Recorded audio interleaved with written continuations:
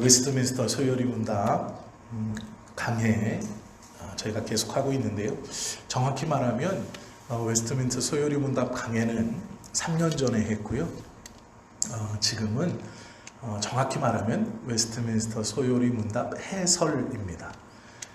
소요리 문답에 나와 있는 주제들을 하나하나 조금 더 자세하게 성경을 함께 보면서 그것들을 좀 알아가는 것이죠. 저희가 지금 하고 있는 금요일 하는 요한계시록 강해와 또 주일 오후에 하고 있는 하나님의 성호, 이것과 좀 함께 비교해 가면서 하면 좋겠다 해서 말씀의 방향을 하나님에 대해서 조금 우리가 더 알아가는 일에 집중하면 좋을 것이다 라는 생각으로 지금 계속 이것을 하고 있는데요. 오늘은 하나님의 속성 중 지혜입니다. 이 지혜라는 것은 웨스트민스터 소요리 문답뿐 아니라 성경을 해석하는 일에 있어서 가장 중요한 하나님의 속성 중 하나입니다. 모든 하나님의 속성이 다 중요하고 귀한 것이고 우리가 잘 알아야 하는 것은 분명하지만 그 중에서도 하나님이 지혜로우시다, 하나님의 지혜, 그것을 이해하고 아는 것은 굉장히 중요합니다.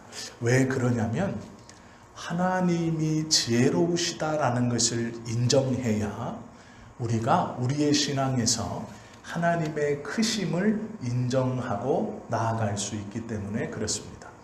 하나님이 지혜롭지 않으시고 우리와 같다면 하나님을 하나님으로 부를 이유가 없는 것이죠.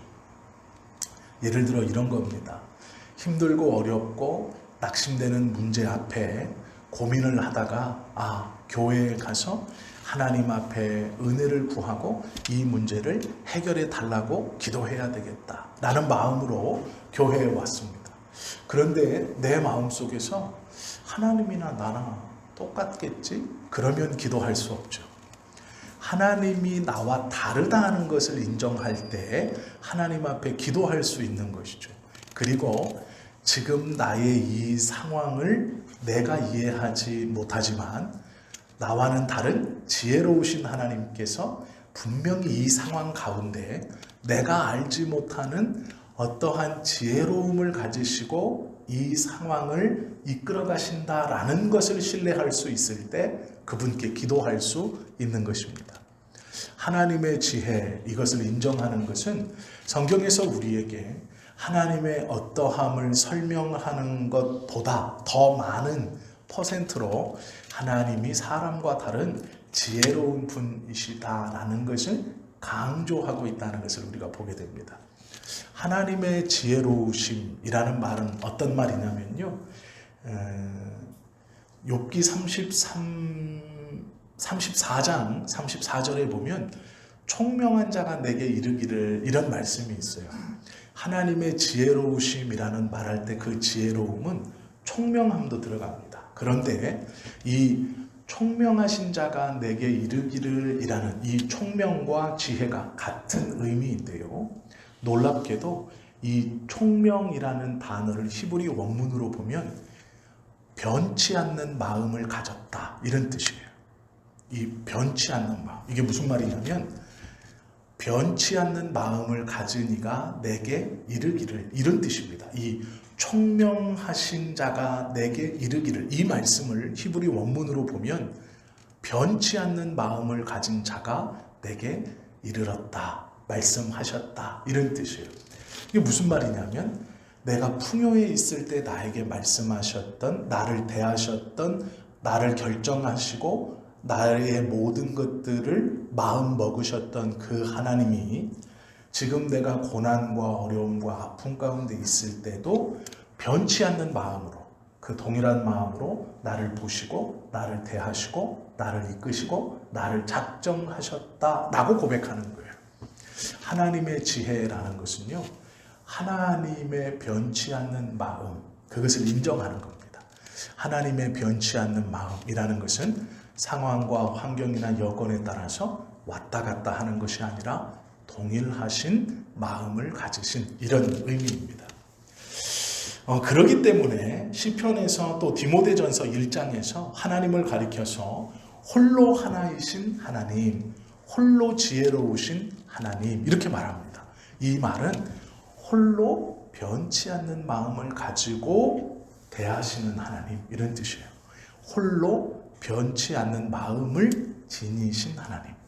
세상의 모든 것들은 변하고 바뀌는데 하나님 홀로 변치 않으시는 그 마음을 가지고 나를 대하시고 창조 우주 만물을 대하시는 하나님. 그래서 하나님에 대해서 홀로 한 분이신 하나님이라고 고백하는 겁니다. 이 홀로 한 분이라는 말은 혼자 있다라는 뜻만이 아니고요. 변치 않는 마음을 가지고 있다. 그 마음이 변하지 않는다. 이런 뜻입니다.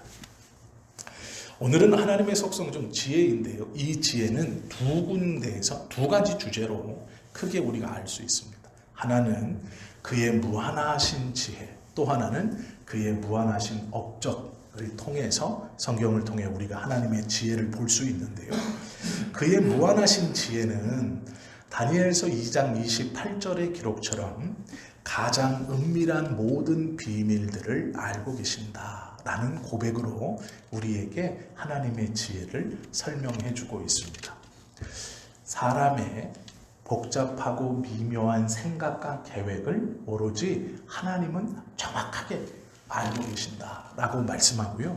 이 복잡하고 미묘한 생각을 가지고 있는 누구도 종잡을 수 없는 이 사람의 생각, 이 생각을 가지고 있는 사람에게 또한 아모스 4장에 보면 당신의 뜻을 정확하게 보이고 이해시킬 수 있는 유일하신 하나님 이렇게 말해요. 이게 어떤 의미냐면요. 다니엘서 2장에서 말하는 것은 무슨 말이냐면 사람은 세상의 모든 것들보다 복잡하고 미묘하고 순간순간 바뀌는 그러한 존재입니다. 그 존재가 무엇인지를 정확히 알고 계시는 단 한 분, 하나님이십니다. 이 복잡한 사람을 다 알고 계시는 유일하신 분.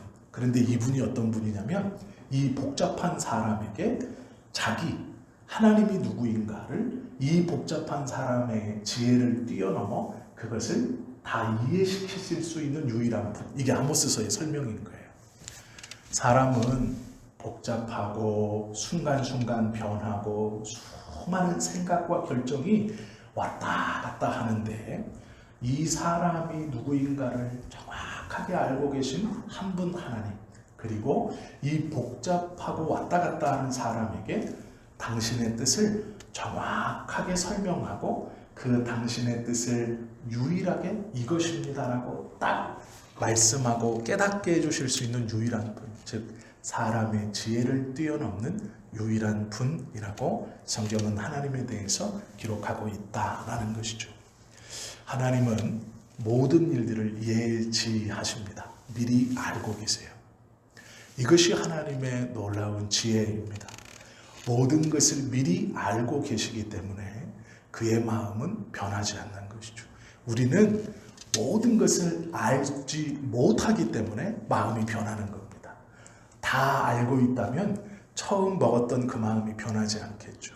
그러나 날마다 새로운 정보들도 알게 되고 새로운 소식들도 알게 되고 환경과 여건이 변했다는 것을 알게 되면서 또 앞날의 일을 다 알지 못하기 때문에 우리의 마음과 결심은 변하는 것이죠.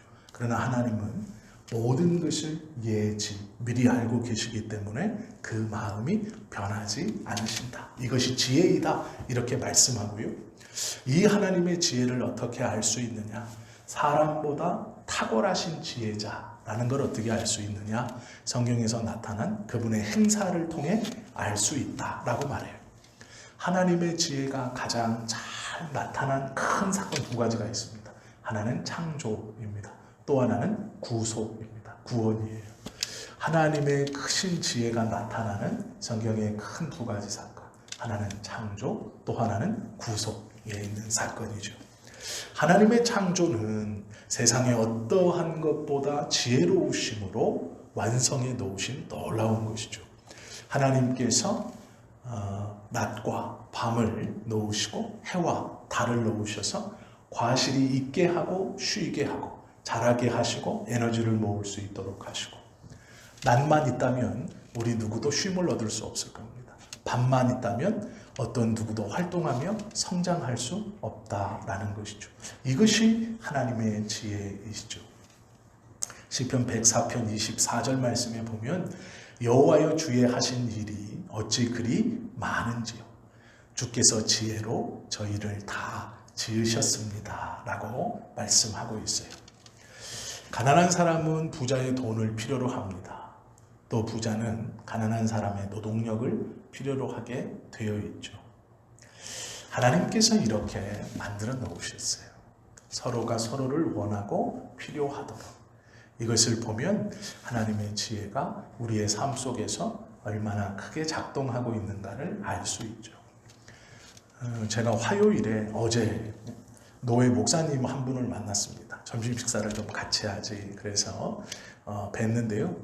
이분이 이제 얼마 전에 서울대학교 의사 선생님들이 모여 있는 신호회에 설교를 하러 다녀왔답니다. 그러면서 이제 그 예배를 마치고 식사를 하는데 삥 원탁에 이렇게 둘러 앉아서 선생님들 의사 선생님들끼리 모여서 현직 다 선생님들이고 교수들이죠. 모여 있는데 이제 신호회니까 한 3, 40여 분 이렇게 모여서 식사를 했답니다. 이런저런 얘기를 나누다가 한번 물어봤대요.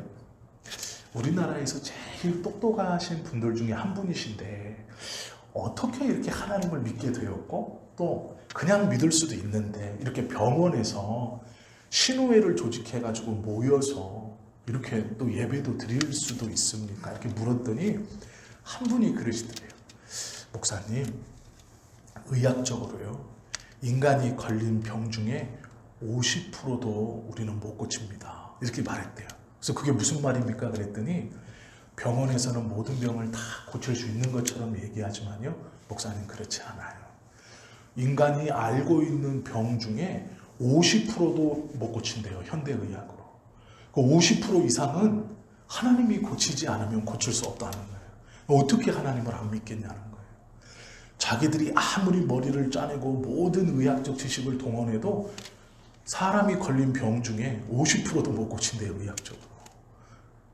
근데 하나님을 안 믿을 수가 없다는 거예요. 그걸 보면서. 그리고 또 다른 분이 그랬대요. 목사님, 저희가 아무리 철저하게 계산을 해서 사람에게 마취약을 놓으면 그 사람이 잠들지 않습니까? 그런데 이게 의학적으로 잠든 게 아니라 죽은 겁니다. 그런데 저희는요, 그 마취약을 놓으면서 마음으로 항상 빈대요. 깨어나야 될 텐데. 그 목사님이 깜짝 놀랐답니다. 그게 무슨 말입니까? 그랬더니 의학적으로 이것은 마취나 잠든 게 아니고 죽는 거하고 똑같대요. 의식을 잃어버리고 죽은 거하고 똑같아서 자기들이 마취는 할 수 있지만 깨어나게 할 수 없대요. 우리가 이렇게 생각하잖아요. 약의 기운이 떨어지면 깨어난다. 마취약의 기운이. 그렇지 않다는 거예요. 마취시키는 것까지는 계산이 되는데 이 사람이 깨어나고 못 깨어나는 건 경험으로 아는 거지. 아, 요 정도 몸무게에 이런 사람이면 이만큼을 놓으면 몇 시간 뒤에 깨어나더라는 오랜 시간 동안 약을 놓으면서 경험으로 아는 거지 그게 데이터로 나오지 않는답니다. 그래서 놓으면서 계속 기도한대요. 깨어나야 할 텐데. 이 뭐라고 설명하셨냐면 그렇게 설명하셨대요. 마취는 저희가 할 수 있는데 깨어나는 건 하나님 아니면 할 수 없습니다. 이게 의학적으로 설명이 안 된대요. 어떻게 사람이 그렇게 되었다 깨어나는지. 우리는 약 기운이 떨어지면 깨어난다 이렇게 생각하잖아요. 그게 자연스러운 게 아니랍니다. 그냥 죽는 게 자연스러운 거예요. 못 깨어나는 게. 그런데 사람은 신비하게 깨어난대요. 시간이 지나면. 그런데 어떻게 하나님을 안 믿겠습니까? 이렇게 말하더라는 거예요. 제가 그 얘기를 들으면 이 목사님도 그 얘기를 들으면서 큰 충격을 받았대요. 아, 그렇구나. 근데 저도 그 이야기를 들으면서 큰 충격을 받았어요. 아, 그렇구나. 인간이 걸린 병들 중 의학으로 50%도 못 고치는 세상이구나. 그렇게 발달했다고 하는데 아무도 아무렇지 않게 생각했던 그 마취를 깨어나는 건 경험에 의해서 깨어날 것이다라고 짐작하는 거지 이게 학문적으로 증명되거나 왜 깨어나는지 설명할 수가 없구나. 저도 충격을 먹었습니다. 하나님께서 천지 만물을 창조하시고 그분이 만들어 놓은 창조물의 모든 것이 이것이죠. 사람의 지혜로 아무리 다 안다고 하고 다 알 수 있을 것 같다고 하지만 신비하고 다 알지 못하고 다 깨닫고 즉 하나님의 그 지혜에 도달할 수 없다는 것을 느끼신다는 거예요. 이것을 보면 하나님의 지혜를 우리가 능히 짐작할 수 있죠. 하나님의 지혜는 창조에서 특히 창조된 피조물들을 보면서 우리가 알 수 있죠. 그리고 또 하나는 구속사역입니다.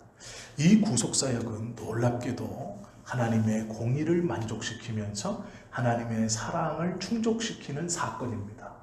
그런데 이 구속의 사건은 참으로 놀랍게도 제2위 위격이신 예수님을 이 땅에 보내어 죽이심으로 하나님의 공의를 만족시키시고 또한 하나님의 사랑을 드러내신 놀라운 일이죠. 3위 중 제2 위격을 성육신하고 고난당하게 하면서 예수님은 그 성육신을 통해 자격으로는 인간이 되고 능력으로는 여전히 하나님으로 계신 것입니다. 이것이 하나님의 지혜예요. 사람이 생각해낼 수 없고 사람이 알 수 없는 오로지 하나님의 지혜로 하나님의 공의와 사랑을 함께 만족시키고 드러내신 놀라운 사건인 것이죠. 이 사건은 하나님의 지혜의 신비에 속한 일이기 때문에 우리에게는 믿음으로 받으라 라고 명령하실 수밖에 없어요. 사람의 지혜로 이 지혜를 다 깨닫거나 이해할 수 없기 때문이죠. 그래서 이것을 은혜라고 부르는 것이죠. 구원을 위해 사용되어진 여러 수단들이 있죠. 그것은 우리에게 크신 하나님을 보여주고 있습니다. 제가 새벽에도 잠시 말씀을 나누었는데요. 하나님을 우리는 하나님이라고 고백합니다. 그리고 그분이 천지를 만드셨고 예수님을 이 땅에 보내셨고 또 그 예수님은 우리의 죄를 대신해서 십자가에 달려 돌아가셨고 그리고 대속을 이루어 하나님의 의를 우리에게 전가시켜서 우리가 그 의를 가지고 거룩하다 일컬음을 받고 죄의 종에서 의의 종으로 신분이 바뀌어 하나님과의 화목을 이룬 것이죠. 우리는 자유롭게 그리고 적극적으로 하나님의 일을 하려고 하는 상태, 하나님은 우리의 소원을 적극적으로 이루어 주시려고 하는 상태, 이게 화목입니다. 서로가 서로에 대해 적극적인 상태가 화목이에요. 그래서 하나님은 믿는 자에게 부어주시는 은혜에 대해서 적극적으로 주시는 겁니다. 그러기에 우리는 받은 은혜에 대해서 적극적으로 표현하는 거죠. 이 하나님을 크신 하나님이라고 합니다. 그래서 우리는요, 우리가 이해하는 어떤 일에 대해서 하나님 감사합니다 하기도 하고요.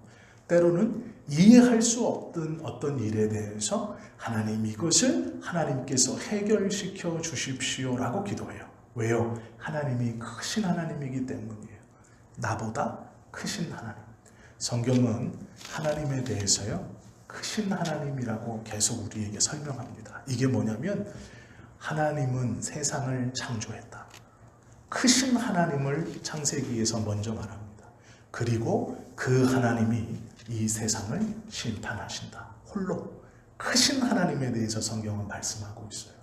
그런데 우리는요, 하나님을 믿게 되고 하나님을 알게 되면 하나님을 자꾸 축소시킵니다. 작은 하나님으로 만들어요. 이게 무슨 일이냐면 이런 예죠. 병에 걸렸습니다. 이 병은 내가 나쁜 것을 먹고 잠도 안 자고 나쁜 짓을 했기 때문에 어쩔 수 없이 걸리는 것. 술을 매일 몇 년 동안 마셨으니 그래 이 간암이 오는 게 당연하지 라고 생각하는 거예요. 이것은 하나님이 나에게 주신 것이 아니라 내가 건강관리를 잘못해서 얻은 질병 이렇게 생각하는 겁니다. 그런데 그렇지 않아요. 성경은 우리가 인과율을 어겨서 얻은 질병도 하나님의 소극적 개입이라고 말씀하시고 있어요. 결국 하나님이 주셨다고 얘기해요. 그리고 죄를 범하여 얻는 질병은 하나님의 적극적 개입이에요. 그러나 한 가지가 더 있어요. 애매한 경우입니다. 인과율을 어기지도 않았고 죄도 범하지 않았는데 나에게 어떤 질병이 왔어요. 이건 설명할 방법이 없죠. 인과율을 어겼다면 소극적 하나님의 개입으로 주님 제가 이렇게 간이 안 좋아졌습니다 라고 인정하고 고쳐주십시오 하면서 인과율을 회복시켜가고, 그게 죄 때문에 얻은 것이라면 그 죄를 회개하고 병 낫기를 위해서 기도하면 되는 것이죠. 그런데 문제는 두 가지 다 아닌 경우가 있어요. 그때 작은 하나님을 믿는 사람들은 어떻게 하느냐, 자꾸 이 두 가지를 더 샅샅이 찾으려고 하는 거예요. 인과율을 어겼나? 죄가 있나? 이게 믿음이라고 생각해서 이 두 가지를 더 샅샅이 찾습니다.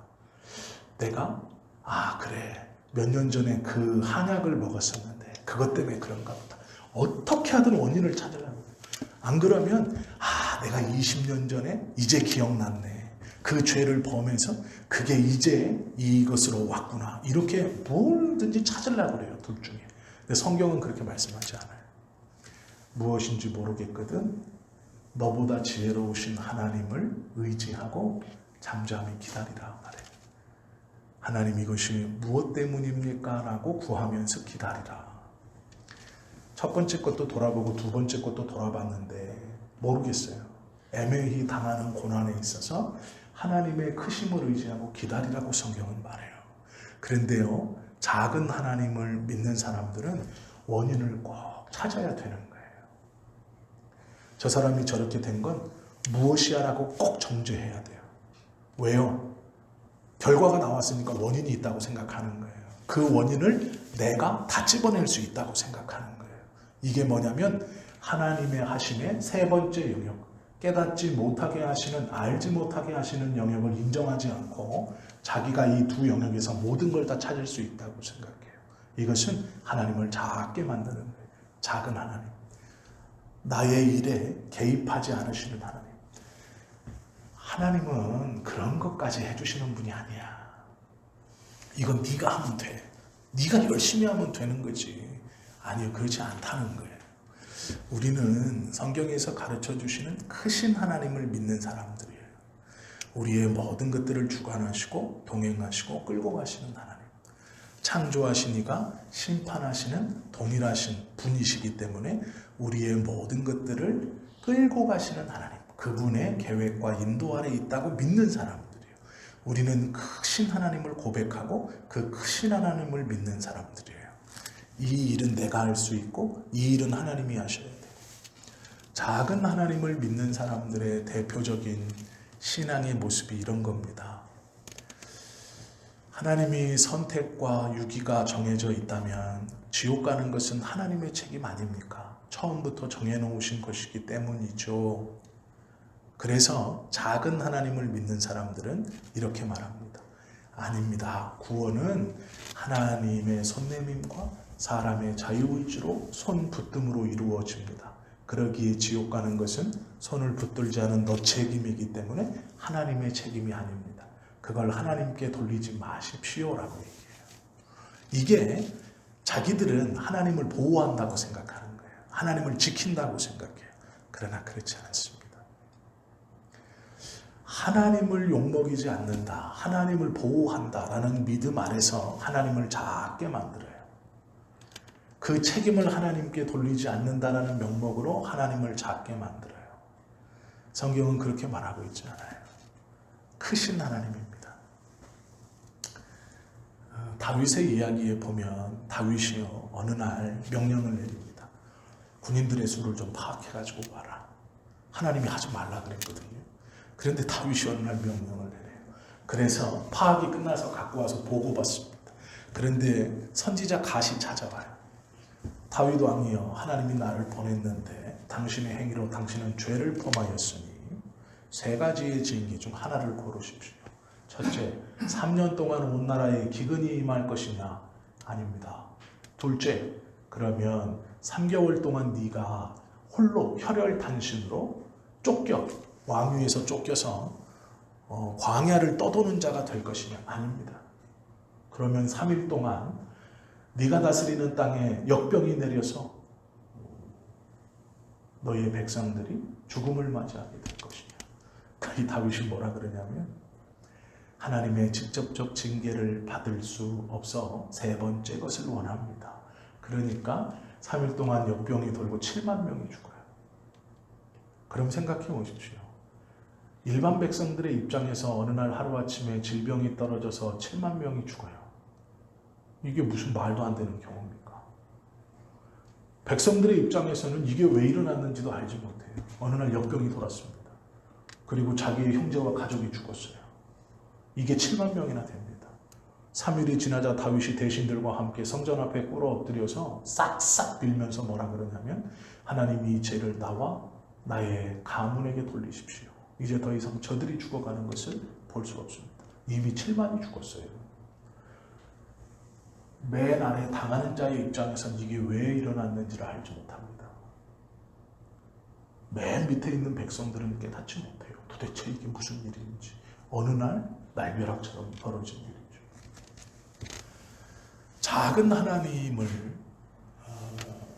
믿는 사람들은 이렇게 얘기해요. 세월호가 침몰한 것은 사람들이 배를 증축하고 불법적으로 해서 침몰한 것이지 하나님의 어떠한 뜻이 없습니다. 그것에서 하나님의 뜻을 구하면 안 됩니다. 하나님을 그 사고에서 보호하려고 하는 거예요.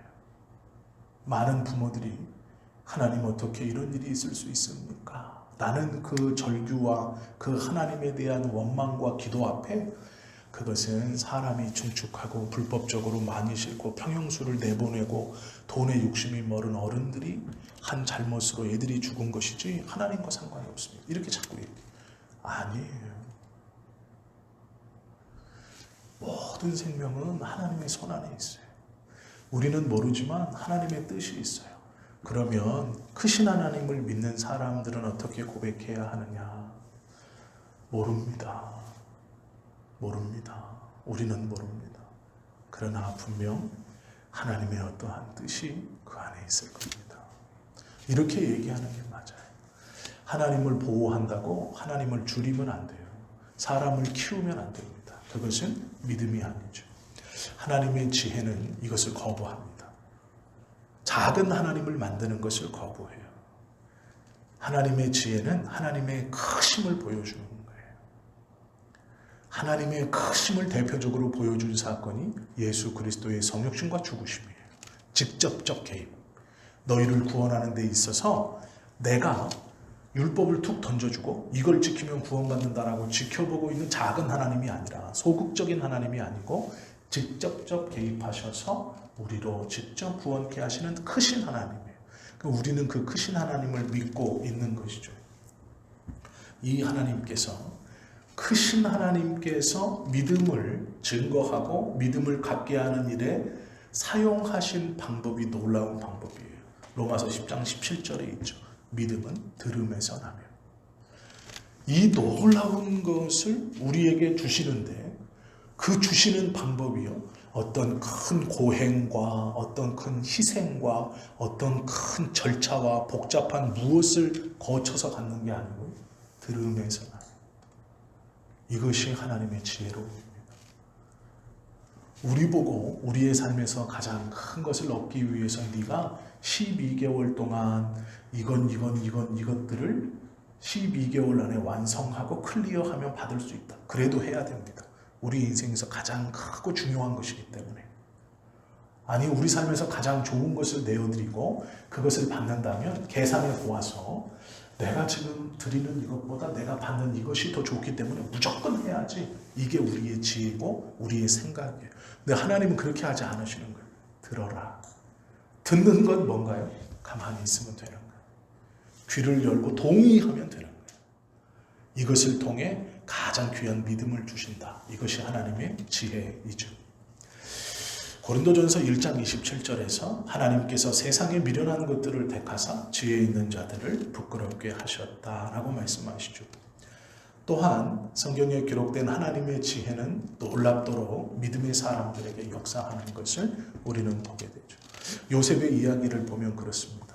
요셉이 어느 날 꿈을 꿉니다. 어떠한 꿈을 꾸냐면 자신의 곡식단이 서 있고 형들의 곡식단이 자신의 곡식단을 향해서 절하는 꿈을 꾸죠. 그리고 그걸 형들에게 이야기합니다. 왜 이런 꿈을 꾸게 하실까? 어린 요셉이 형들에게 경배를 받는 요셉의 곡식단을 뱅 둘러서 형들이 절을 하고 있는 이게 무슨 일일까? 이 이야기를 요셉이 어려서 자신의 부모에게 하죠. 그리고 형들의 귀에도 그 이야기가 들려가죠. 나중에 요셉이 형들에 의해서 종으로 팔려가고 애굽의 총리가 됩니다. 약 20년의 세월이 흘러서 형들이 가나안 지역의 가뭄으로 인해서 곡식을 구하지 못하자 그 형들이 곡식을 사러 애굽으로 내려와요. 그리고 요셉을 봅니다. 여러 가지 사건이 벌어지지만 결국 요셉이 형들 앞에서 자신의 정체를 드러내면서 하는 고백이 뭐냐면, 요셉이 자신의 정체를 드러냈을 때 형들은 두려움에 떨었어요. 우리가 팔았잖아요. 짐승 무리에 가뒀다가 아라비아 상인들한테 팔아서 그 중간의 사건은 알지 못하지만 여차저차해서 총리까지 됐어요. 우리가 판 건 사실이에요. 노예로 팔아버렸어요. 형들은 두려워합니다. 그럼 팔린 거죠. 노예로 내팽개쳐진 삶이에요. 근데 요셉은 그렇게 고백하지 않아요. 하나님이 나로 먼저 보내사 이렇게 고백해요. 내가 내팽개쳐진 삶이 아닙니다. 형님들에게 팔려서 노예의 삶이 아닙니다. 하나님이 나로 먼저 보내셨습니다. 이렇게 고백해요. 이게 하나님의 지혜를 경험한 자의 신앙의 고백이에요. 하나님의 은혜를 경험한 자의 신앙의 고백이에요. 듣는 믿음에서 난 하나님의 음성을 정확하게 들은 믿음을 정확하게 가지고 있는 자의 고백이에요. 팔린 삶이 아닌, 내팽개쳐진 삶이 아닌 보냄을 받은 자의 삶이라는.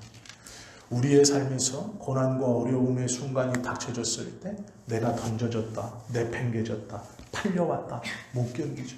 하나님의 은혜를 구할 수 없죠. 그러나 먼저 보내셨습니다. 하나님이 보낸 거예요. 주님이 보내셨다는 고백. 이것을 고백하는 자는 하나님의 바른 믿음을 소유한 자이고, 이것을 고백하는 자가 하나님의 지혜로움을 경험한 사람인 것이죠. 요셉이 이렇게 얘기해요. 또한 하나님의 지혜로움은요, 이스라엘의 전쟁 중에도 나타나죠. 왕이 없었던 시대에, 사사시대에 기드온이 하나님의 선택을 받아 전쟁을 하러 나갑니다. 12,000명이 모였어요. 또 길을 가니까 다른 이스라엘 백성들이 막 옵니다. 그래서 결국 세어보니까 23,000명의 군인이 모여있어요. 엄청난 대군입니다. 이제 한번 해보자 라고 하는데 하나님의 지혜가 작동하죠. 많다, 줄여라. 그래서 23,000명을 줄여서 결국 300명으로 전쟁을 치릅니다. 이것이 하나님의 지혜로움이에요. 사람과는 비교할 수 없는, 사람의 생각으로는 23,000명이 아니라 23만 명이 있어야죠. 그러나 하나님은요, 23,000명 많다, 줄여라, 줄여라, 줄여라. 300명 가지고 전쟁하시는 거예요. 이것이 하나님의 지혜이죠. 애굽을 출애굽시킬 때에도 놀라운 일들을 행하십니다. 우리는 모세를 불러 모세에게 능력을 주어서 모세가 바로에게 가가지고 10가지 재앙도 내리고 쫙 끝내는 걸로 생각하지만 그렇지 않아요. 출애굽의 사건을 가만히 보시면요, 출애굽기 12장 13절 말씀에 뭐라고 되어 있냐면, 애굽 사람이 마침내 이스라엘 내보내기를 기뻐하며 이렇게 되어 있어요. 이게 하나님의 지혜로우심이에요. 모세가 왕궁을 찾아갔습니다. 바로하고 얘기하고 있어요. 이집트에서 노예를 부리는 사람들은 백성들입니다. 일반 백성들이 이스라엘 백성들을 종으로 부리고 있어요. 왕에게 소속되어 있는 이스라엘 백성들의 노예 생활의 수를 비교하고 이집트 백성들 속에 소속되어서 노예로 일하고 있는 이스라엘 백성들의 수를 비교하면 어디가 많을까요? 일반 백성들의 수가 비교할 수 없을 만큼 많아요. 모세는 애굽 왕에게 찾아가서 얘기하는 거예요. 내가 하나님의 백성들을 끌고 3일 길을 나가서 저 광야에서 제사를 드리고자 한다. 백성을 보내라. 애굽 왕이 어림없다라고 얘기하죠. 그런데 출애굽기 12장에 가면 왕이 아니라 애굽 왕이 아니고요. 이 애굽의 백성들이 10가지 재앙을 경험하면서 무슨 생각을 하게 되냐면 우리가 재앙을 받는 건 저 이스라엘 백성들 때문이야 라고 이스라엘 백성들을 증오하고 미워합니다. 그런데 12장에 오면 그 미움의 마음이 어떻게 바뀌느냐, 저것들 빨리 우리 살기 좋은 땅, 풍요로운 땅 애굽에서 나가버려라. 그래서 이스라엘이 출애굽한다고 하자 애굽의 백성들이 기뻐해요. 아, 시원하다. 저것들 나간다. 우리 땅에서 저것들이 나간다. 이게 하나님의 지혜예요. 그러기에 애굽의 백성들이 환영했어요. 저것들 나간다. 못된 것들 나간다. 암적인 존재들 나간다. 이게 애굽의 일반 이 애굽 시민들의, 애굽 백성들의 마음이었어요. 이스라엘이 나가는 것을 기뻐하는 그 마음에, 저 알턴이 빠졌다. 빨리 나가라. 야, 내 재물 줄게. 다 가져가. 괜찮아. 그냥 가지고 가. 너희들은 없어지기만 하면 돼. 그래서 순종히 나와요. 어떤 백성도 막아서는 백성이 없었어요. 이스라엘 나감을 오히려 기뻐하는 거예요. 성경은 출애굽기 12장 13절에 마침내 그들은 이스라엘 백성 내보내길 기뻐하매라고 기록하고 있어요. 이게 하나님의 지혜입니다. 우리는 모세가 애굽 왕과 싸워서 10가지의 재앙으로 그들의 간담을 서늘하게 하고 그들을 능력으로 눌러서 출애굽한 것만 보고 있지만, 하나님은요 이 애굽의 맨 밑바닥에 있는 백성들의 마음을 움직여서 이스라엘을 미워하게 하고 이스라엘을 나가게 하는 것을 오히려 기뻐하게 하십니다. 이게 하나님의 지혜입니다. 하나님의 일을 할 때 우리가 보고 있는 것과 하나님이 일하시는 것은 깊이가 다르죠. 이것이 하나님의 지혜예요. 그러기에 우리가 알지 못하는 어떠한 일을 당했을 때 하나님의 지혜로움을 인정하고, 내가 알지 못하지만 하나님의 방법과 하나님의 계획이 분명히 있다는 것을 인정하는 이 하나님의 지혜로우심입니다 라는 것을 인정하는 것은 매우 중요한 것이죠. 지혜는 악인을 통해서도 일하시는 하나님을 보면 알 수 있어요. 예수님이 십자가에 달려 돌아가실 때 많은 이들이 예수님을 못 박으라 라고 소리치며 그들의 악함을 드러내죠. 하나님이 그것도 사용하셔서 당신의 구원에 사용하시는 것을 보죠. 이것이 지혜이죠. 아히도벨의 이야기가 있습니다. 아히도벨이라는 사람은 다윗 시대의 모사꾼이었어요. 그러니까 군사 같은 사람인데요. 이 아히도벨이 얼마나 머리가 좋고 지혜로운 사람이었냐면 사무엘하 16장 23절에 보면 이 아히도벨을 이렇게 설명해요. 그때의 아히도벨이 베푸는 모략은, 이렇게 머리를 쓰는 거예요. 정치나 이 전쟁에 있어서 아히도벨이 군사로 다윗 옆에 서서 이렇게 모략을 꾸밉니다. 그런데 그 모략이 어느 정도냐? 아히도벨이 베푸는 모략은 하나님께 물어받은 말씀과 일반이라, 이렇게 설명하고 있어요. 다윗이 하나님께 기도해서요, 하나님 이 전쟁을 어떻게 치룰까요? 라고 했을 때 하나님이 주시는 그 말씀하고 아히도벨을 불러서 아히도벨아, 이 전쟁을 어떻게 했으면 좋겠냐 라고 할 때 아히도벨이 내놓는 전략이 하나님께 받은 백승의 전략과 똑같았대요. 그 정도로 지혜가 충만했던, 머리가 비상했던 사람이 아히도벨이에요. 그 아히도벨이 다윗의 신하로 왕궁에서 인정받고 있었습니다. 머리가 좋은 건 다 알아요. 이 사람의 모략이 어느 정도였냐? 하나님께 구해서 받은 것과 일반이라, 이 정도 소문이 났어요. 대단한 사람이죠. 그런데 이 사람이 어느 날 압살롬에게 접근해요. 그래서 뭐라 그러냐면, 반란을 일으키십시오. 내가 당신을 지지하겠습니다. 압살롬이 자신감이 딱 생겨요. 왜요? 아히도벨이 누구예요? 하나님과 모략이 일반이다라고 소문난 명장이에요. 머리 쓰는 데 있어서는 당대 최고예요. 그래서 압살롬이 용기를 가지고 아히도벨의 힘을 입어서 탁 반란을 일으켰는데, 그것처럼 다윗이 쫓겨갑니다. 그러자 아히도벨이 뭐라 그러냐면, 왕이여, 여기서 왕은 압살롬이에요. 왕이여, 압살롬아, 다윗의 첩들을 왕궁 꼭대기에서 취해라. 이거 아히도벨이 건의한 거예요. 그러면 우리 백성들이 당신이 진짜 왕이 된 것을 인정하고 사기가 충만할 것이다. 그래서 다윗이 도망가고 나서 빈 예루살렘 성전 옥상에서 다윗의 첩들을 압살롬이 취해요. 이것을 작전을 말한 사람이 누구냐면 아히도벨이에요.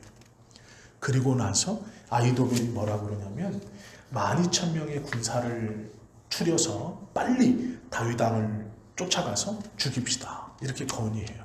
그랬으면 다윗은 죽었을 거예요. 그런데 압살롬이 무슨 생각인지 그것까지는 그 전까지는 말을 잘 들었어요. 그런데 그것까지는 좀 아닌 것 같습니다. 우리가 지금도 도성 차지하고 충분한데 12,000명이라는 대군을 추려가지고 다윗 왕을 죽이러 쫓으라. 그러면 이 궁성 수비나 이런 걸 어떻게 합니까? 아히도벨이요.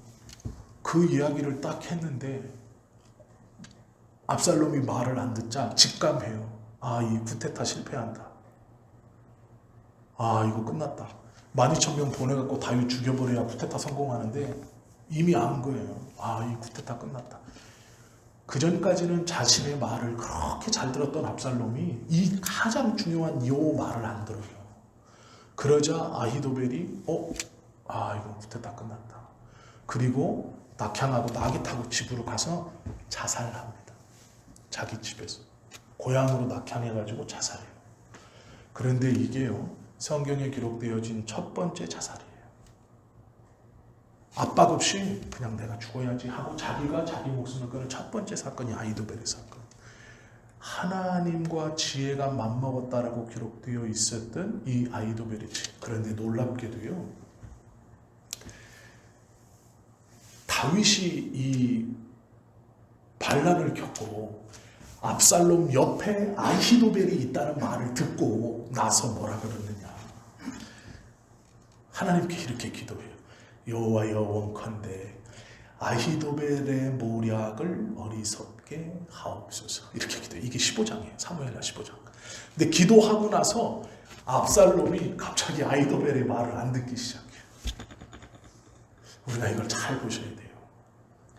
아무리 지혜로운 아히도벨도 다윗이 하나님께, 하나님, 아히도벨의 그 머리 조음이 도리어 어리석은 것이 되게 해 주십시오 라고 기도하는 그 순간 순종적이었던 압살롬이 아히도벨의 말을 안 듣게 되고요, 아히도벨은 자신의 머리 조음으로 이 반란이 실패할 거다, 이거는 끝났다. 그리고 그 머리 조음으로 이미 앞을 다 계산해서 고향으로 돌아가 자살해요. 자신의 그 머리 조음이 비참함으로 끝나는 거예요. 언제요? 12장에서 하나님과, 사무엘하 12장에서 하나님과 지혜가 일반이라고 칭찬들었던 그 아히도벨, 반란을 일으켜서 이제 이 이스라엘에서 무소불위의 권력을 휘두르게 되고 자신의 말에 100% 순종하는 압살롬을 앞세워서 왕을 세우고 자기가 다 주무를 수 있어요. 그런데 다윗이 15장에서 기도하고 압살롬이 갑자기 아히도벨의 말을 듣지 않게 되고, 말을 듣지 않는 압살롬을 보면서 이 반란은 실패할 것이다 라는 걸 알게 되고 깨닫게 되고, 그 깨달음으로 고향에 돌아가 자살해요. 그리고 생을 끝내요. 아무리 지혜로운 아히도벨도 하나님 앞에서, 믿는 자의 기도 앞에서 그의 지혜로움이 어리석음으로 끝난다는 것을 성경은 우리에게 보여주고 있습니다. 하나님의 지혜로움은 이런 것이죠. 성경에 수많은 하나님의 지혜로우심이 기록되어 있죠. 그러면 이제 우리가 생각해 보아야 할 것이 있습니다. 그것이 무엇이냐면, 이 하나님의 지혜로움을 인정한다면 이제 우리가 믿음으로 그 하나님께 어떻게 반응해야 하는가, 이것이 이제 문제죠. 첫 번째, 영적인 위로가 없을 때 하나님은 지혜로우신 것을 기억하고 하나님의 위로를 기다리는 거예요. 고린도후서 12장 7절 말씀에 보면 바울이 이렇게 고백합니다. 그분의 계시를 받고 이 바울이 하나님의 음성을 듣고 이방인의 선지자로 부르심을 받아요. 그리고 나서 교만해집니다. 내가 이방인의 선지자다 라고 말할 때쯤, 그래서 바울의 고백을 보시면요, 시간이 지날수록 자신에 대해서 제일 마지막은 악인 중에 괴수라 라고 말해요. 근데 처음 출발은 어떤지 아세요? 나도 사도 중에 일반이라, 이렇게 시작해요.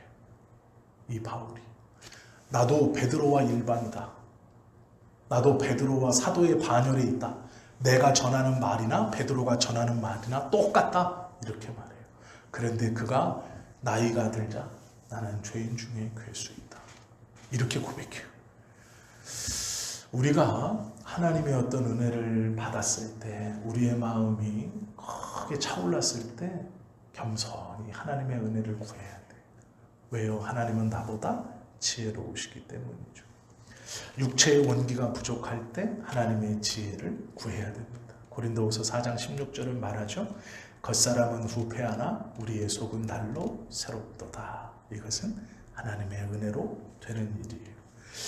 우리가 교회를 향한 하나님의 섭리를 기다릴 때 하나님은 우리가 생각하지 못하는 놀라운 방법으로 이루시는 분이에요. 시편 77편에 보면 주의 행사를 알 수 없습니다. 이것은 주의 행사가 눈에 안 보인다는 의미가 아니고요, 내가 생각했던 것보다 더 크신 일을 하시기 때문에 내가 주님의 행사를 기준 잡을 수 없습니다, 이런 뜻이에요. 교회를 위해서 우리의 삶을 통해 하나님의 지혜로 내가 생각했던 것보다 더 놀라운 것들을 행하신다라는 것이죠. 중요한 게 하나 있습니다. 그게 뭐냐면, 사랑하는 친구나 아내, 자녀 혹은 남편과 사별을 했을 때, 이때 이게 문제예요. 근데 성경은요, 하나님의 지혜를 믿고 자족하기를 기다려라, 이렇게 표현하고 있어요. 기다려라 라고 말해요. 하나님이 지혜로우시니 그 하나님의 지혜를 믿고 기다려라, 이렇게 말해요. 이제 우리의 마지막이죠. 하나님이 지혜로운 분이라면 우리는 어떻게 그 하나님께 기도해야 하는가? 솔로몬처럼 기도하면 돼요. 열왕기상 3장 9절, 지혜로운 마음을 종에게 주사 주의 백성을 재판하여 선악을 분별하게 하옵소서. 솔로몬이 하나님의 지혜로우심을 인정하며 그분의 지혜를 구하죠. 그것처럼 우리도 하나님의 지혜를 우리로 알게 해 주십시오 라고 기도하는 것이죠. 야고보서 1장 5절에 보면 너희 중에 누구든지 지혜가 부족하거든 모든 사람에게 후히 주시고 꾸짖지 아니하시는 하나님께 구하라 라고 말씀하고 있어요. 우리는 크신 하나님을 믿는 사람들입니다. 크신 하나님은 지혜로우신 하나님이에요. 그 지혜로우신 하나님은 내가 생각하는 것보다 더 비교할 수 없이 완벽하게 하나님의 일을 이루어 가시는 분이시죠. 우리는 그 하나님을 믿기 때문에 그 하나님께 지혜를 구하는 것이죠. 그 지혜를 구하는 첫 번째 방법은 하나님의 말씀을 들음으로, 그 들은 것을 통해 하나님에 대한 바른 믿음으로 하나님의 지혜를 바르게 구해 가야 한다는 것이죠. 하나님의 지혜를 인정할 때 우리는 우리의 삶에서 하나님의 크심을 인정할 수 있게 되고, 그것이 곧 믿음이라는 것으로 고백되어질 수 있는 것이죠. 이 은혜와 이 믿음과 이 지혜를 경험하시고 소유하실 수 있는, 그래서 하나님의 지혜로우심이 우리의 삶 곳곳에서 고백되어지고 그 은혜를 받아 누려 잠잠히 기다려 가실 수 있는 저와 여러분 되시기를 예수님의 이름으로 축원합니다. 기도하겠습니다.